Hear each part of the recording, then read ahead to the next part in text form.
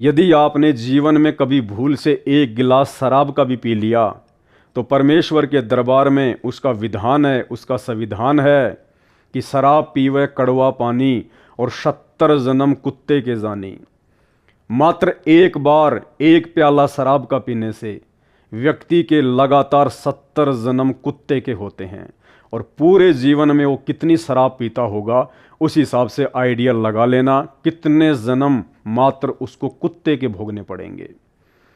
यदि गलती से आपने कभी किसी बहन बेटी की तरफ बुरी नज़र भी कर दी या किसी पर स्त्री के साथ में आपने गलत संबंध स्थापित कर लिए तो उस धर्मराज के दरबार में परमात्मा का विधान, उसका संविधान कहता है कि पर द्वारा स्त्री का खोले 70 जन्म अंधा हो डोले।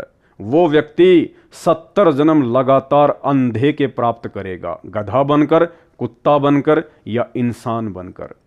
यदि आपने जिंदगी में कभी भूल से तंबाकू प्रयोग कर ली, गुटखा, बीड़ी, सिगरेट का प्रयोग किया है तो उस परमेश्वर का संविधान जो शरीर छूटने के बाद आत्मा पर लागू होगा, जहां हमें कोई बचा नहीं पाएगा सिवाय गुरु के, सतगुरु के। और परमेश्वर का संविधान कहता है कि 100 नारी जारी करे सुरा पान 100 बार, एक चिलम हुक्का भरे वो डूबे काली धार।